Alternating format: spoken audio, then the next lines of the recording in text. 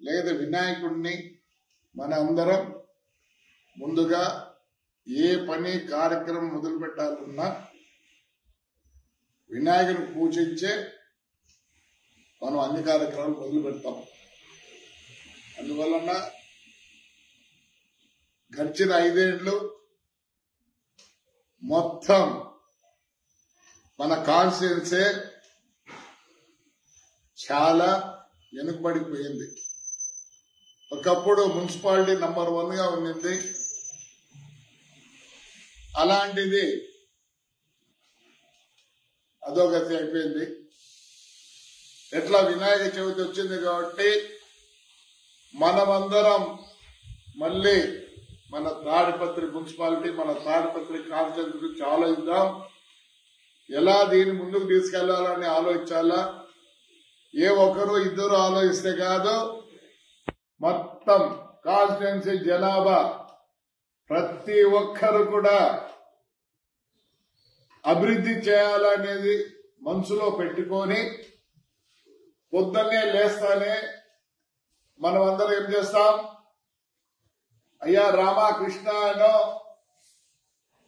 లేదా అల్లా అనో లేదా జీసస్ అనో లేసేటప్పుడు అనుకొని మనం లేస్తాం. కానీ దాంతో పాటు తాడిపత్రి బాగుండాలని అనుకొని లేయండి. ఒక్కసారి మనం అలా అనుకుంటే మన మనసులోకి అందరికీ ఊరి గురించి ప్రేమ అన్ని కలుగుతాయి. తెలుసు, గత 5 ఏళ్ళు ఒక పీడ కళ, గత 5 ఏళ్ళు ఒక పీడ కళగా మర్చిపోదాం. మన ఊరి కోసం పాటుపడదాం. చాలా మందికి అపోహలు ఉన్నాయి. రియల్ ఎస్టేట్ ఎట్లో, రిజిస్ట్రేషన్ ఎట్లో, అవన్నీ ఏం పెట్టుకోవద్దండి. త్వరలో నేను ఊరికి వస్తున్నా.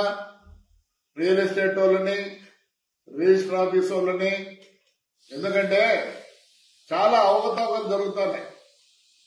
బ్రో, రియల్ ఎస్టేట్ లేకపోతే ఊరు ఇంప్రూవ్ కాదు. రిజిస్ట్రేషన్ జరిగితే ఊరు ఇంప్రూవ్ అవుతుంది. ఏదో చెడ్డ ఉద్దేశం ఏమి లేదు. తప్పకోకుండా మీ యొక్క కష్ట సుఖాలు అందరం కూర్చొని ఎలా చేయాలా. ఏమైతుందంటే ఆడొక 2 సెంట్లు, ఈడొక 3 సెంట్లు, 4 సెంట్లు అమ్ముతారు, పోతారు. రేపు ఎలక్షన్ వచ్చినప్పుడు లేకపోతే మాకు ఏదైనా వచ్చినప్పుడు మా మున్సిపాలిటీకి వచ్చి, అయ్యా మాకు లైట్లు లేవు, మాకు రోడ్డు లేదు, మాకు కాలువ లేదు అంటారు. ఇవన్నీ చాలా సమస్యలు. ఎవరికి ఎలాంటి ఇబ్బంది పెట్టదలుచుకోలేదు. నాకొక్కటే ధ్యేయం, నా కాన్స్టిట్యున్సీ నంబర్ 1 ఇండియాలో కావాలని ఒక కోరిక ఉంది. మీరు కూడా అందరూ సహకరించండి. మీరు సహకరిస్తేనే జరుగుతుంది, ఒక్కరితో కాదు. ఎస్, ఈసారికి ప్రతి ఇంటి దగ్గర చెట్టు నాటాల్సిందే. ప్రతి 200 ఇళ్లకు ఒక యూనిట్ చేస్తాం. ఆ 200 ఇళ్ళు కాలువలు కానీ ఏం ఊడిపోయినా వాళ్ళే చేసుకోవాల్సి వస్తుంది.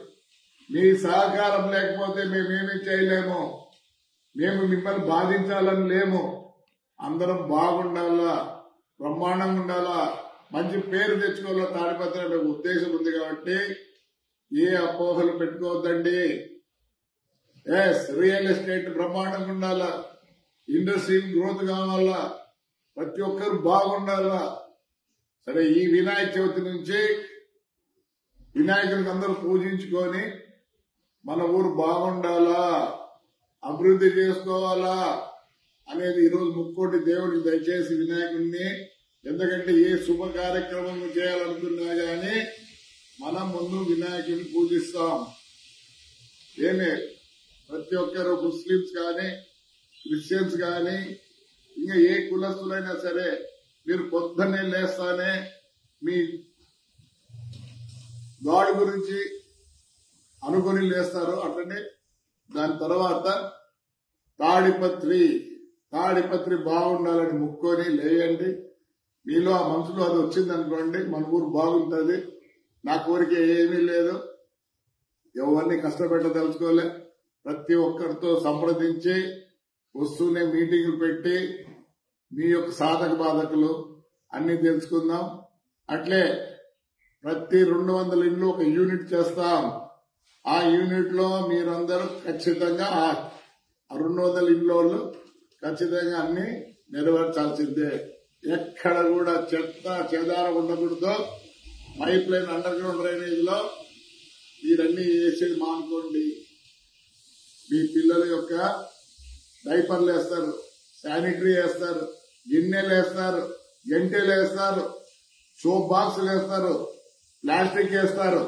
ఇవన్నీ మానుకోండి, దయచేసి మానుకోండి. 200 ఇంటి మధ్యలో ఎక్కడైనా సరే అండర్ గ్రౌండ్ బ్లాక్ ఏంటంటే ఆ 200 ఇండ్లకే సంబంధము. మీరే కష్టపడి చేయాల్సి వస్తుంది. ఎందుకంటే పని చేసే వాళ్ళు లేరు. ఆ పని చేయాలంటే అంత బాధపడుతున్నారు. కొద్దిగా మిషనరీ కూడా కొంటున్నాం. అన్ని విధాలా అన్ని బాగుపడతాయి. శానిటేషన్ కూడా ప్రైవేటైజేషన్ చేస్తాం. ఎందుకంటే మున్సిపాలిటీకి ఖర్చు ఎక్కువ వస్తుంది. ప్రైవేటైజేషన్ కూడా చేస్తాం. అన్ని విధాలకు సహకరించండి దయచేసి. ఎవరిని ఏ మనసులో పెట్టుకోలేదు మేము. ఊరు కాన్స్టిట్యున్సీ బాగుండాలనేది. ఇంకా పీడకల 5 ఏళ్ళు ఇది పీడకల వదిలిపెట్టండి. ఈ రోజు నుంచి దేవుని ముక్కొని అయ్యా జరిగింది ఈ రోజు నుంచి మా ఊరిని మేము బాగా చేసుకుంటామని ప్రతి ఒక్కరు ముక్కోండి దేవునికి. రైట్ అమ్మా. Thank you.